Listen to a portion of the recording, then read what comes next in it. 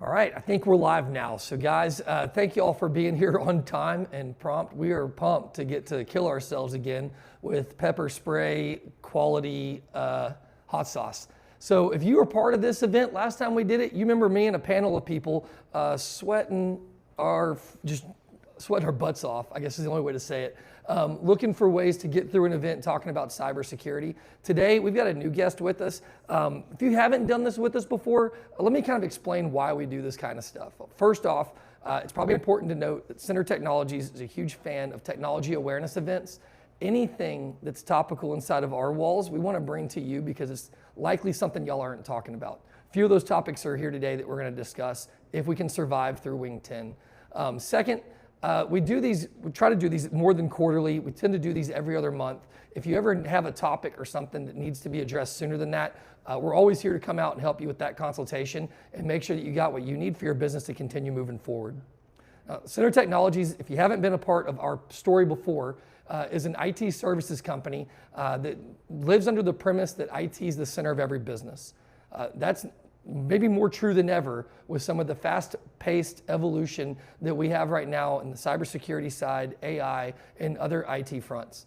As we build this out today, I know for a fact we'll make it through the first 6 wing sauces. I'm hoping we can make it through the rest. And as we get to those final 10, number 8, 9, and 10, our goal is going to be to have a pretty well-rounded discussion on where that path forward is and how we can all get together to make sure that we're surviving it. I can tell I'm already sweating. This light's a lot hotter than I thought. So with that, let me first just let you all know real quick, we have another event coming up on the heels of this one. It's actually around Copilot and how AI tools are helping with Microsoft Dynamics and the suite around Business Central. So if you have an accounting software package that is not leveraging machine learning, AI tools, or Power BI related analytics, this is going to start to scratch the surface on how can that make an impact on your business. That is coming up as our next event. We'll be doing something on March 6th for it. The event, though, will be remote just like this one, and we'll be bringing that information to you for what's changed within Microsoft's walls. All right. So with that, today's guest hasn't been on with us during the Wing event before. I'm a little shocked he agreed to do this. He hates 2 things. One of them is hot foods. So we're excited to have Chris Pace, the founder and CEO of Center Technologies, with us today. Chris, thanks for being a part of this. Thanks for inviting me. Yeah. I'm a little nervous about this. I'm told you're thrilled about it. I'm fired up. Yeah. I mean, this is going to be exciting. So let's do this. I figure we should start with a real zinger. Some of the people up here today, they know you. Some don't know you yet. You started right out of high school as a CEO of Center Technologies? No. You had a job before this? I had a great job before this. Did you work for Geek Squad? I did not work for Geek Squad, but I absolutely worked for Best Buy. That was before they had Geek Squad. Tell me more. Best Buy was awesome. I worked in College Station, and in College Station it was about 4 of us. You had a lot of students that would bring in their computers, couldn't get their term papers out. We would help them. We had the cleanest shop out of all the Best Buys, something we're really, really proud of. We were able to turn around those computers quick, and it was a great job. One of the things that I kind of carry forward from Best Buy, which is interesting, is and IT is always tough. And when you went into Best Buy, first thing in the morning at 7 o'clock in the morning, they always had a team huddle. They brought everybody together. And you started doing jumping jacks and you started cheering, and I thought that was the dumbest thing in the world that we had to do this. But here at Center, you have to do that every day as well. So I try to bring that here at Center. Every day's got to be a great day, and you got to make a great day, and it takes doing those things to be able to make that. You actually may be getting a little ahead on my next question. You've a napkin? Oh, thank you. You're gonna need it. Yep. Guys, our first round of wings are in. We're gonna real quick introduce the wing sauce we're starting with. It's this white colored one. It looks like a Caesar salad dressing. It is called Señor Lechuga, which I understand to be Spanish for Mr. Lechuga.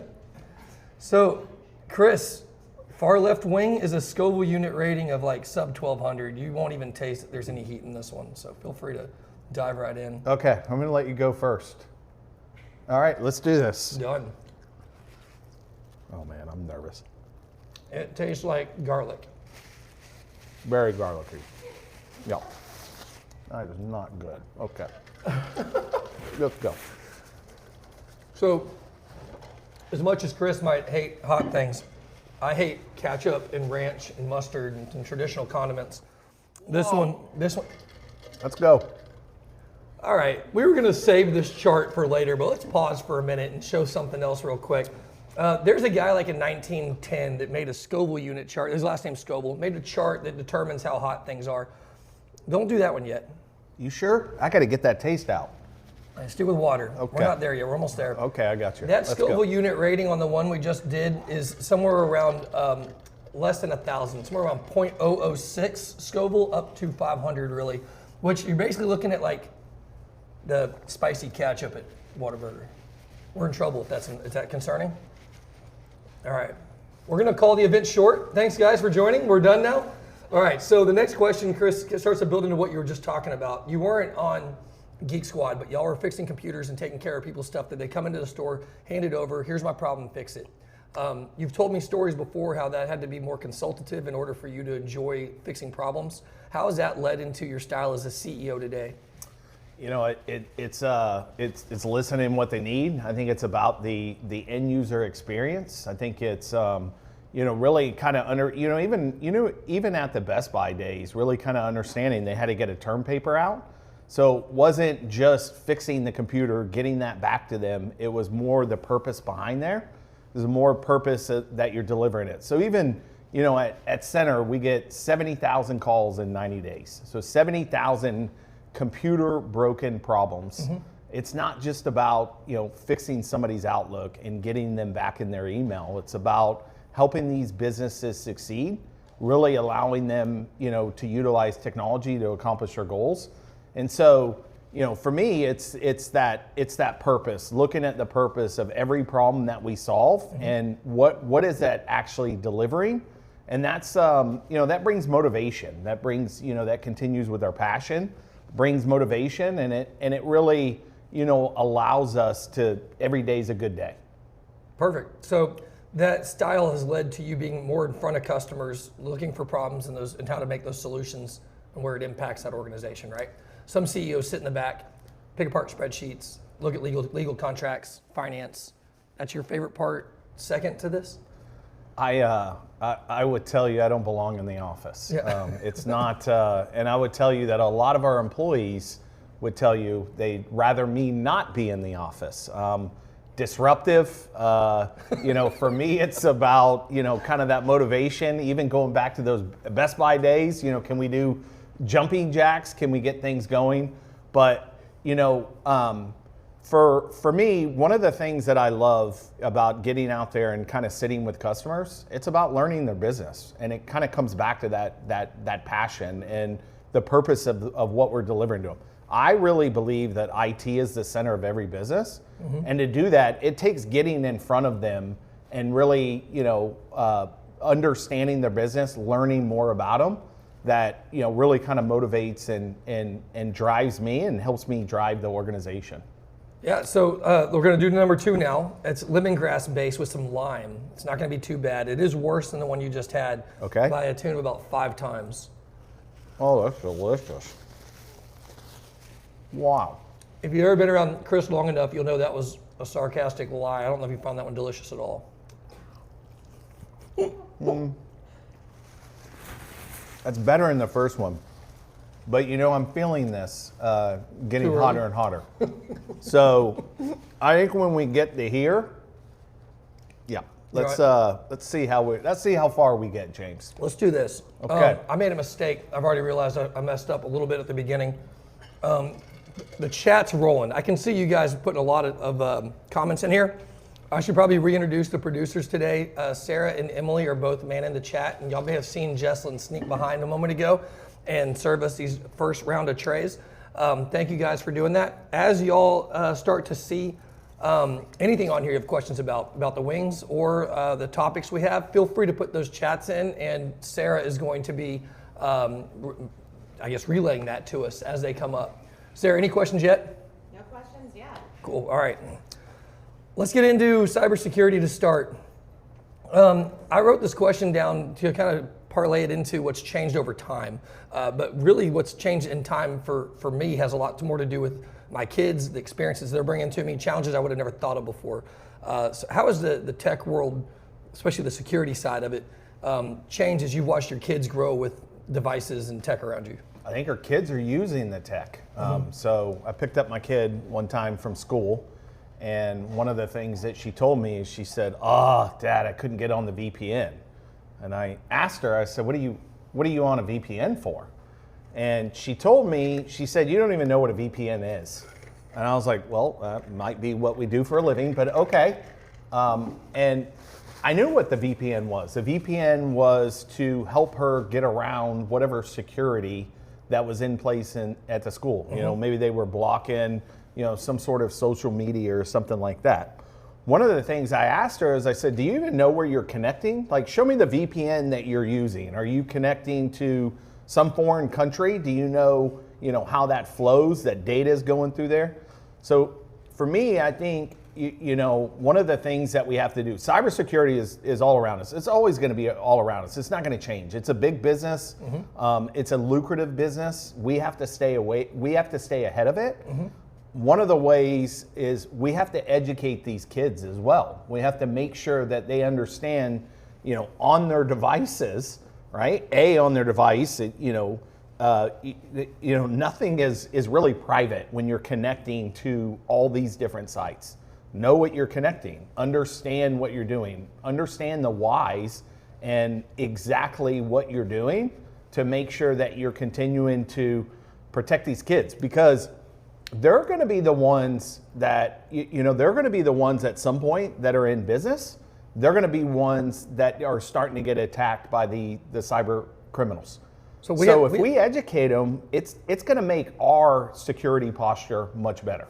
We have a generation ahead of them that claim to, at least when we speak to them, don't know what a VPN is or how to even spell a VPN. Now you have a younger generation in middle school, elementary school, and they know what VPNs are, and they're connecting to the wrong ones. That change of how people are starting to adopt or understand technology is superficial. It's topical. Absolutely. Yeah, they need a better understanding of it. You're unique in that you're probably more technical than most that are listening at home talking to their children. What do you recommend people here do if they have kids in similar situations? Is it prepare them a VPN, use this one, so that you know what they're using, or is it just be ready to respond if something goes wrong? No, I think you have to enable them. I think you have to understand what the kids are doing and how they're getting in it, and you have to educate them, right? So I mean, if you think about it, why do we have a password on Netflix? We have a password. Sharing your account with everybody else is not the right thing. So we can all have security posture, and we can all have security practices, and kind of teach these kids of what to do, what not to do, but more the whys of it. I think is really important. The good old days, we all just shared one HBO account for the whole company. Oh, all the time, right? That was the greatest thing in the world when you had that account and you could share. We're going to censor this now. We're going to stop right there. Anyone hearing that message? And get another wing. Yeah. Okay. We're going to have to do another wing. This is the pickled garlic sriracha. This is one of 3 different sauces that are the same as last time. Other than this one, the one coming up, and then the last one, these are all new to me at least. Oh, that was good. I mean, that was on camera. That was a bad bite. That was right. Yeah, that was good. Good. Jesslyn, we're ready for a rotate, I think. Get this out of here. How you feeling? Oh. The head is starting to sweat. Yeah, right. We'll have to pause for makeup here in a minute. All right, well, so same pivot happens with small businesses. Enterprise companies have always had the resources and the tools to be able to continue to add to their stack of layers to keep everyone secure. Small businesses never been able to afford that. The market of people coming out of school and into these businesses is rapidly changing. What advice then do you have for the small business owners? The exact same, enable them, know what they're connecting to, and educate them? Or is there something different? No, I think one of the most important things that you can do is the employee security awareness training. Look, we can have all the tools in place. We can have, everything in place from a security perspective.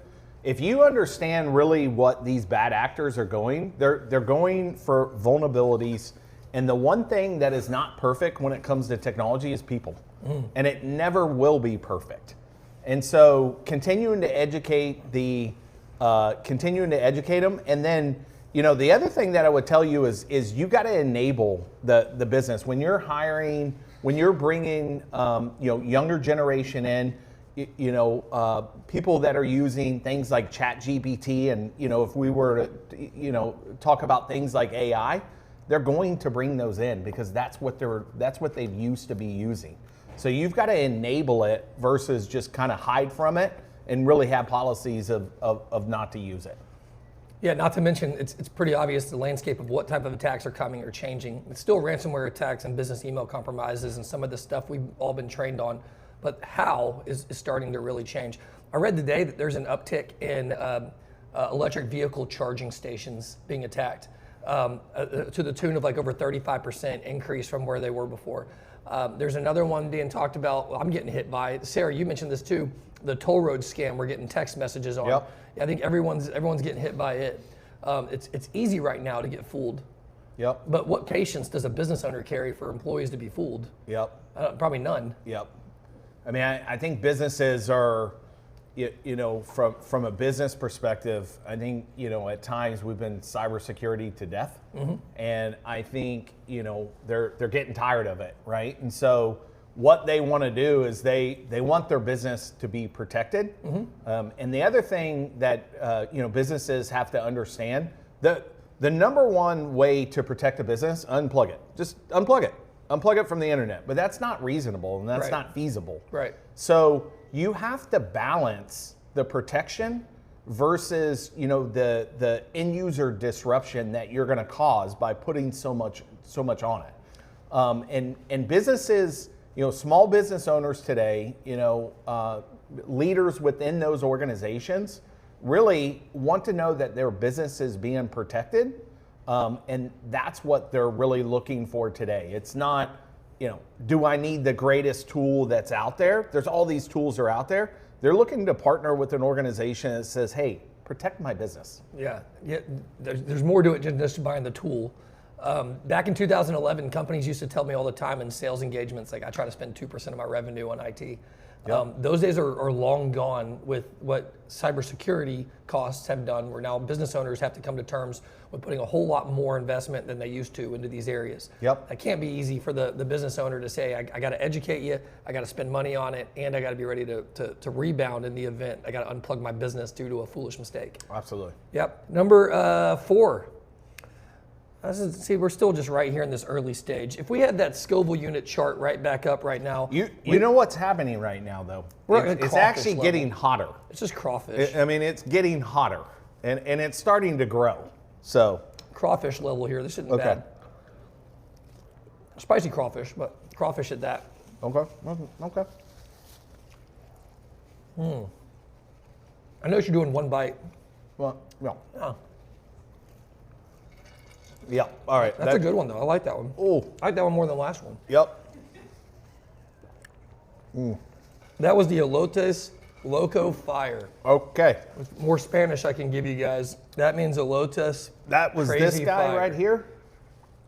Yeah, number 4. Yeah, not recommending that guy. We're in this range here to the white cap. So we're going to nail that white cap here on the next 2. Just to keep things moving right, Chris, I know you would like to see these wings be way behind you. If you'd like, we can go ahead and do the next one and then do the question. Do you want to do that? Get it out of the way? Maybe a break. You want to wait? Yeah. So just the same as some of those changes have happened about how businesses look at where they're spending their money in IT and also how they're going to continue to address an ever-changing cybersecurity landscape, AI might be the biggest buzzword that we're hearing lately. Yeah. Go back again to the 2010, 2008 timeframe. It was big data. We had a big push for server virtualization before that. Yes, sir. We hear these buzzwords all the time. Some of them stick, but rarely does it happen to where the small business has to go think of ways to creating on their own. They instead buy and invest in tools for it, right? Yep. Lots changed since 06. What are some of the bigger changes you've seen or noticed or felt as you've had a center remain relevant and adapt new AI stuff? Yeah, so AI is everywhere, and so you know if you look back, I mean, AI is in all of your houses. I you know, to me, Amazon just announced. I don't know if you saw, they just announced their Alexa 2.0, which is all based on AI, right? So it's their new Alexa 2.0 that you got to pay $19 a month for. That is leveraging AI. Alexa's always been AI. One of the things that I did early on with Alexa that I thought was amazing is you gotta know what you want out of it. And so I'd always get dumb gifts at Christmas time. So one of the things that I did was I would talk about things that I wanted, and then ironically at Christmas time I'd get a great gift, and it would pop up on my wife's Facebook that, hey, this is a great gift. So AI has been around forever. And you know, for me, businesses have to have an AI plan. They have to adopt it because it can be powerful. Well, here's what a lot of people think. A lot of people think AI is going to take away jobs. It's not going to take away jobs. It's going to transform jobs. So it has an advantage, and it has the ability to be able to impact your business in a lot of different ways. You know, some suggestions that I have from a business perspective when it comes to AI, what do you want to accomplish with AI? Really kind of come in it with a plan.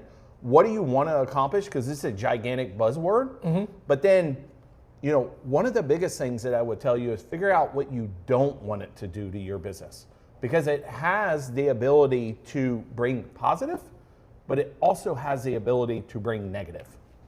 Let's jump in. We're gonna get another one. We're gonna keep on that topic though. Yeah, this is number 5. We have a question. Yeah. We're gonna eat or not eat during the question. Okay, we have a question in regards to AI. I don't like this one.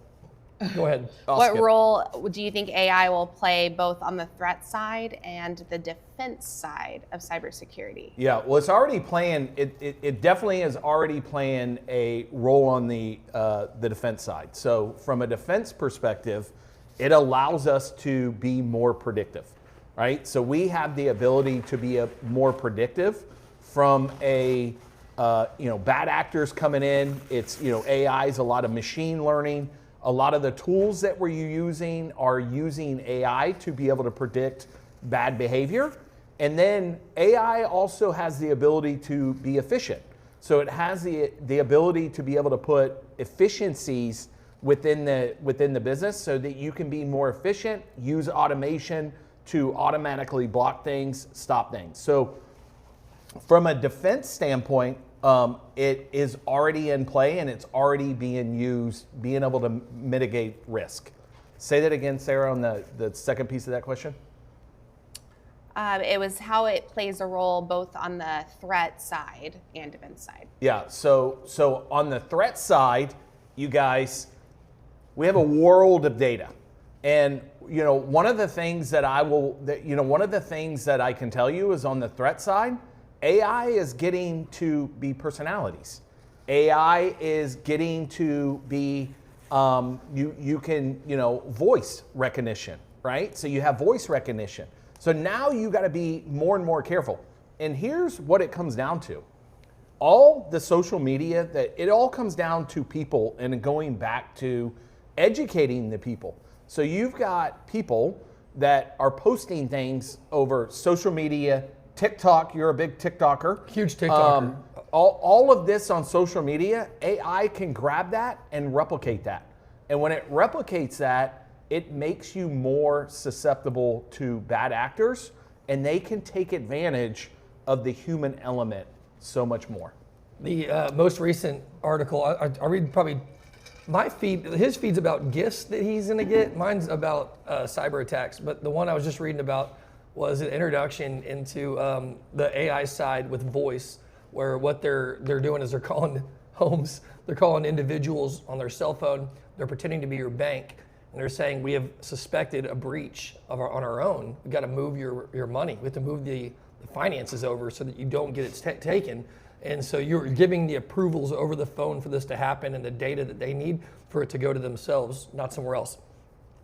The bottom line is you just got to be sure and double check.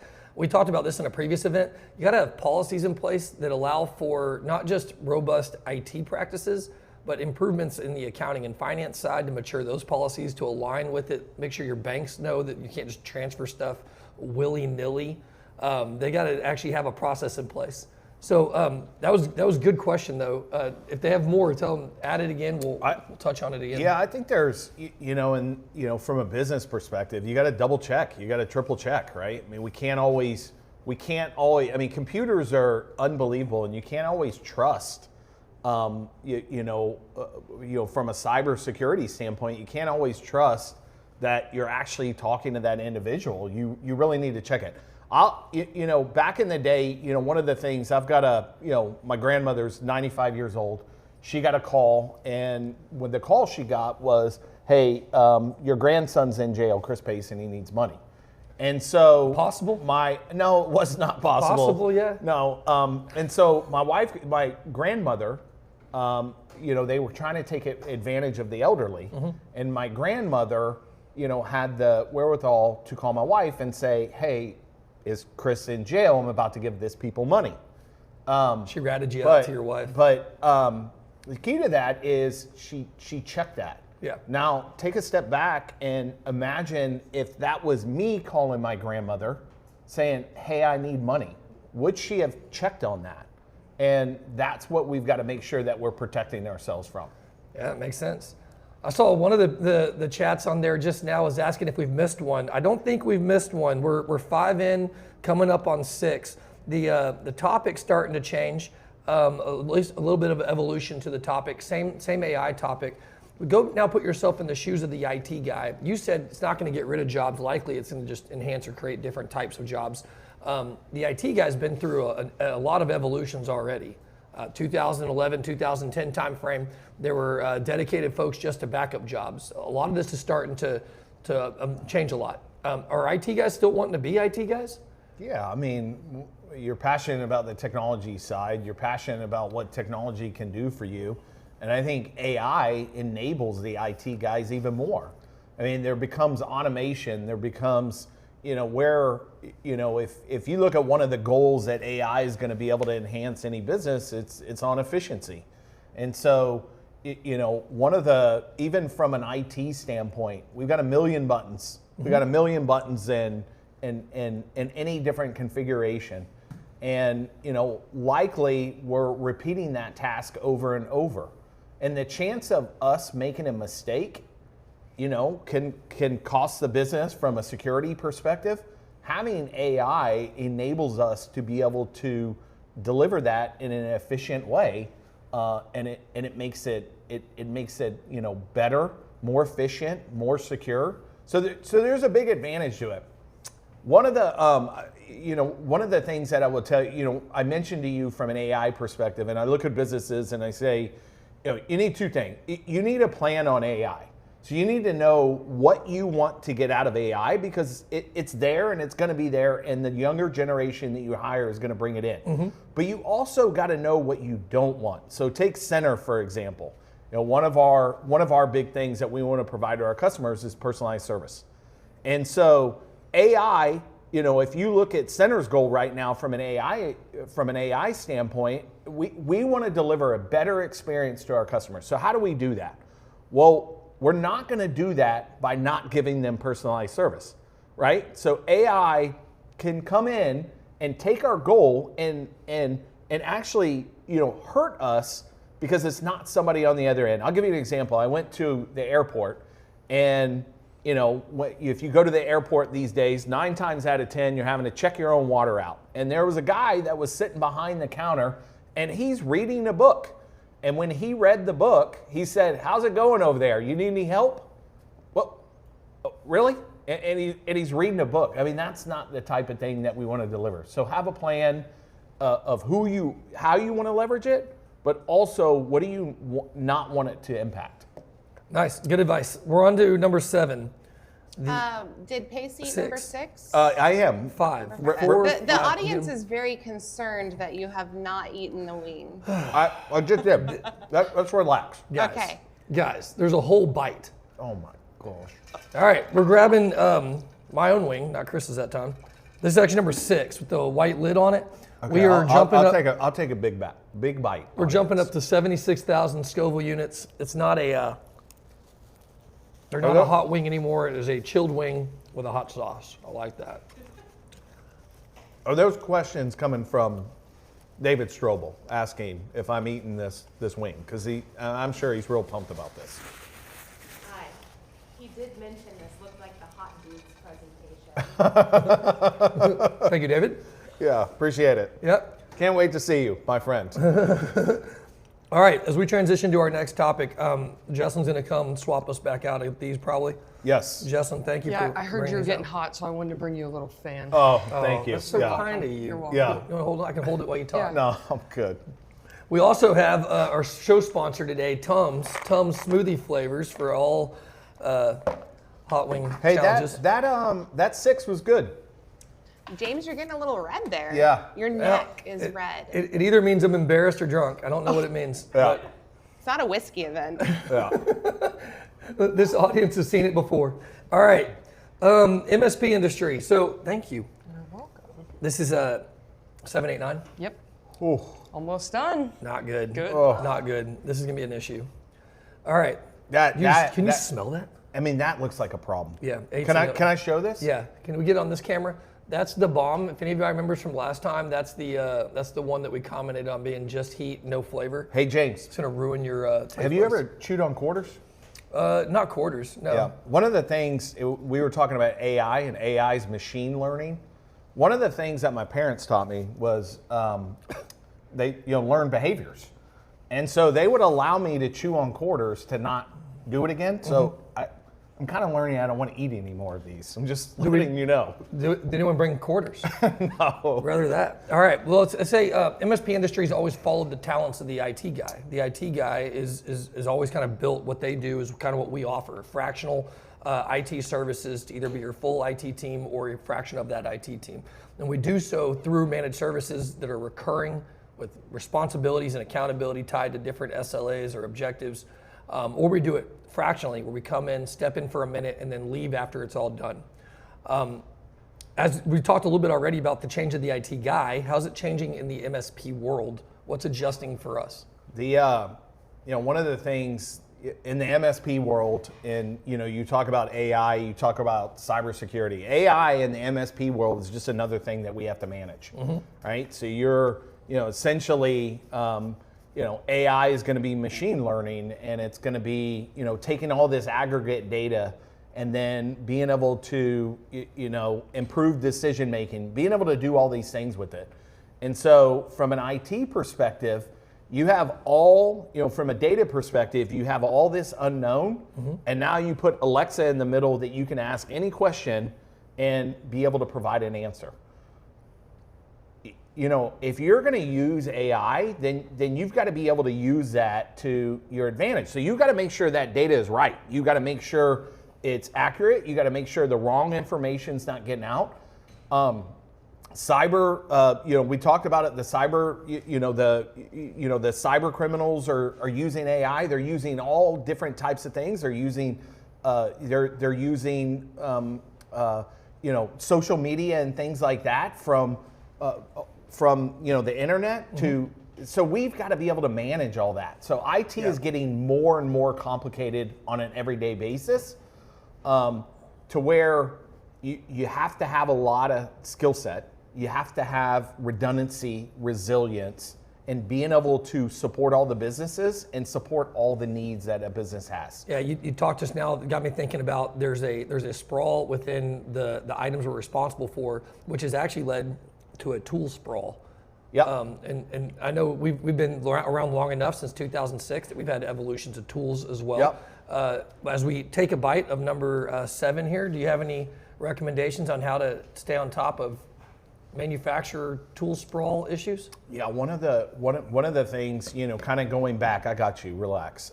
One of the things going back to one of the questions that you had, in my opinion, when we talked about cybersecurity, and businesses want to know that their businesses are secure. So they want to be able to operate their business. Choose the right IT partner And granted, I'm plug-in center. I get that. I'm biased. But at the end of the day, I think it's more important today that you choose the right IT partner that has the ability to be able to support your business and all the different complexities that exist. This one's bad. I just swallowed wrong. I promise it's not as bad as I'm making it look. Okay. So that is true. We go to a meeting and they'd say, "Do you work with Dell? Do you work with Cisco? Who are your major partners?" That is not good. Oh, that one's fine. That one's good. Okay. All right. So now they ought to ask. Maybe the question I rarely get is, what are the tool stacks behind the scenes that y'all are using, that y'all have mastered, that I'm going to be adopting by default because I'm adopting Center or an MSP as a partner. So good advice on what to be asking. Well, so changes have led to growth. These changes have led to growth in different ways within our industry.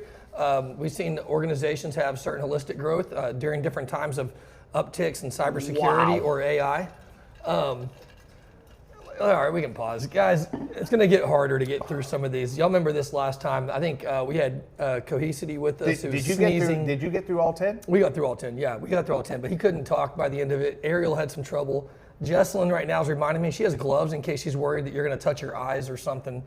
Probably don't want to touch anything on your face, actually. Oh, got you. All right. Okay. So the question that I was going to try to lead towards with that was more about, what do you see in the market as far as growth? How is this evolution of products like this changing our growth? Yeah, from an MSP standpoint, one of the things that, or just from an IT partner in general, it's you look back 5 years ago, it was very fragmented. You had very niche. You had very local partners. You had niche partners. You had partners that were all around the corner, right? And a lot of you guys that are on the audience here, you're getting calls on an everyday basis. I think that's going away. And if you look at 10 years ago, kind of what happened from the outsource HR, you had a lot of those niche partners and you don't anymore.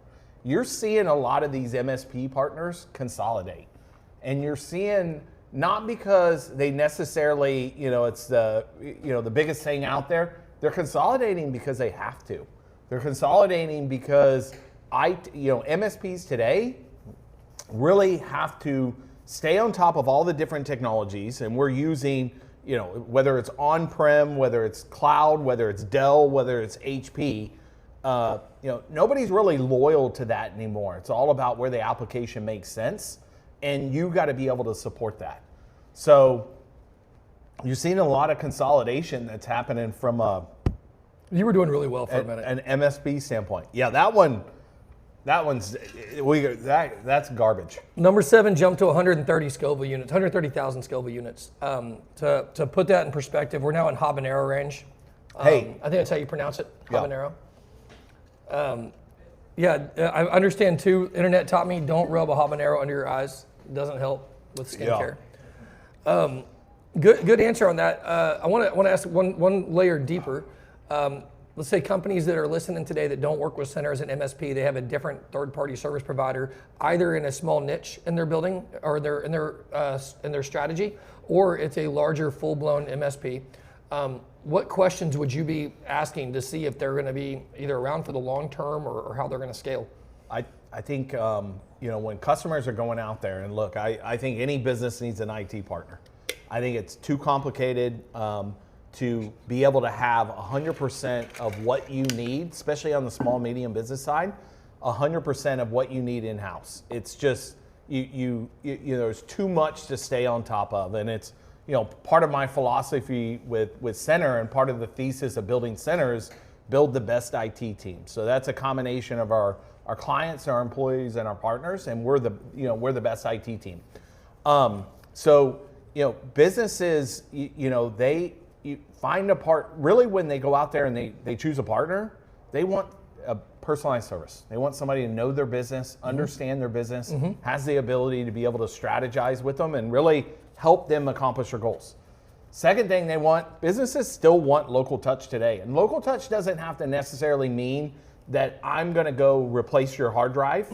It's more experiencing the technology as you do, right? Well, find a partner that's actually going to give you that local touch. It's going to be on video when you get on a call with them. I think that's important. It's not going to multitask behind the scenes. And the third thing, this is killing me, not about what I'm about to say. Yeah. This wing is really lighting me up. But the third thing that businesses, when they go out there and choose a partner, they have to choose a partner that is going to deliver an enterprise experience. That is critical. And it's the combination, really what you want is you want all three, but it's the combination. You cannot go out there and find an IT partner that does not deliver an enterprise experience. You just can't do it, because then you're going to have to stay on top of the cybersecurity versus the partner bringing the right cybersecurity to you. We get a lot of comments and questions about enterprise experience. It means something different to everyone that hears it. So every time we talk about that, our audience always says or thinks something uniquely different. All MSPs are going to say our people are better. Everyone's going to tell you the people are better. Where we think enterprise experience plays a bigger role is in processes and policies and how they're following them. So we're held to higher standards through audits, SOC 2 Type 2 and other things. We're held to different standards by our customers. And when we grow stronger by our customers' requirements, it goes across the platform for everybody. They all benefit from that. Sarah wants me to eat another wing. She's holding a sign up real big for those of y'all who can't see, saying eat more wings. Eat wings. The eight is going to be an issue. This is 8. Yeah, Scoville unit chart, if you don't mind throwing it up there. I want to show everybody the little chickens on it. They're gorgeous little chickens. The little chickens represent the wings are on. 10's over there by Carolina Reaper. So 9's right before it by Ghost Pepper. So you see the jump between where we are at 8 to 10. But I'm telling y'all from last time, this is the one that kind of ruined it for me. So we'll start.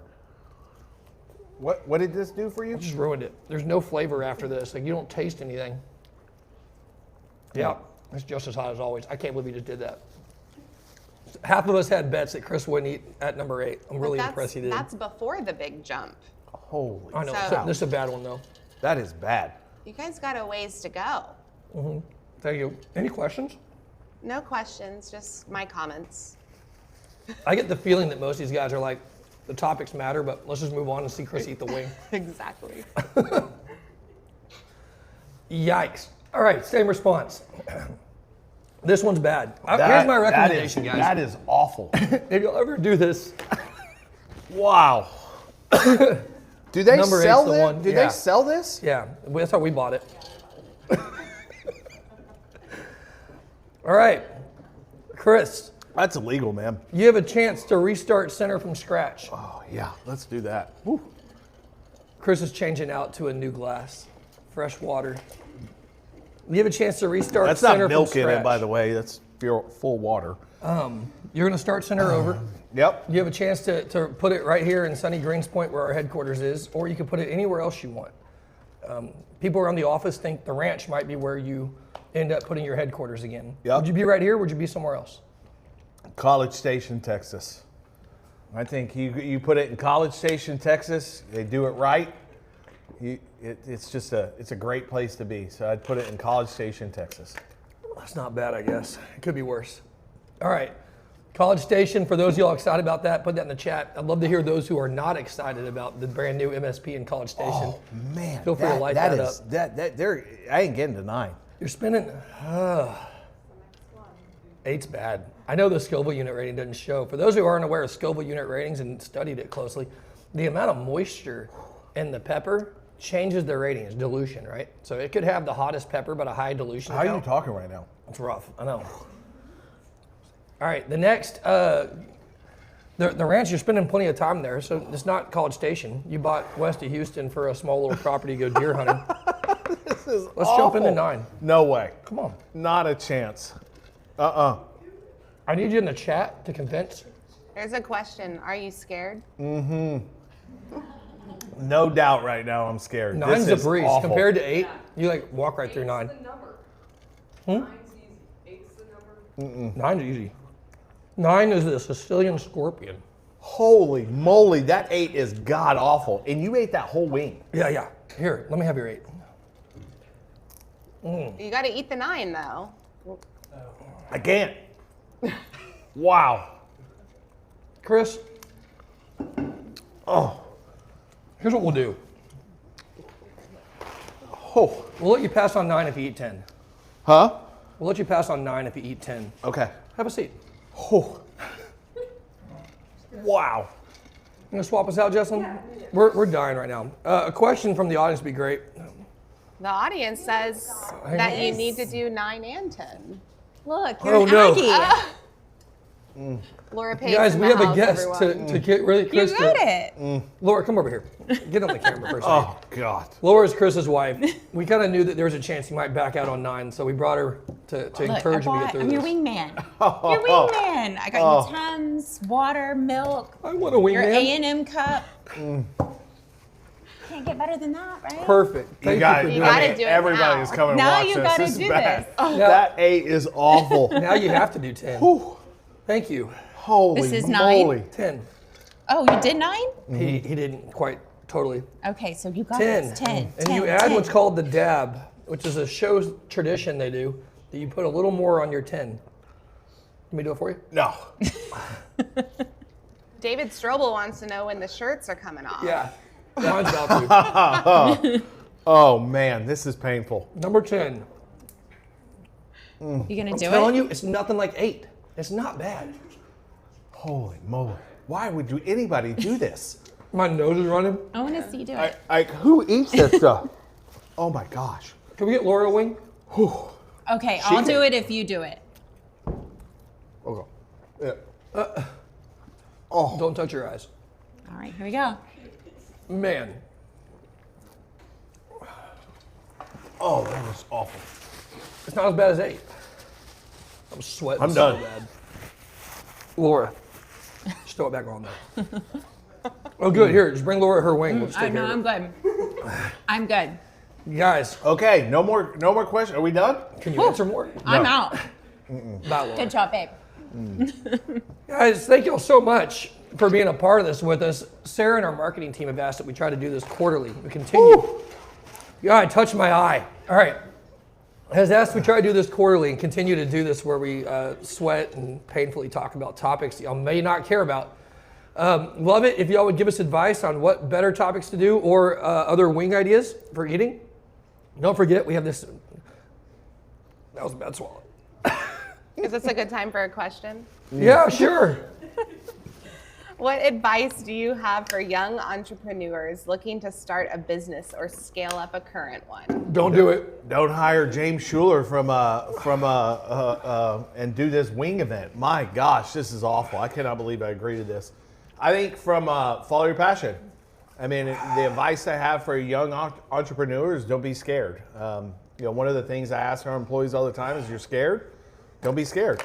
So if you're an entrepreneur, go for it. Follow your passion and make it happen. Oh my gosh. No, that kind of helped. Did that just happen? Thanks, guys. No.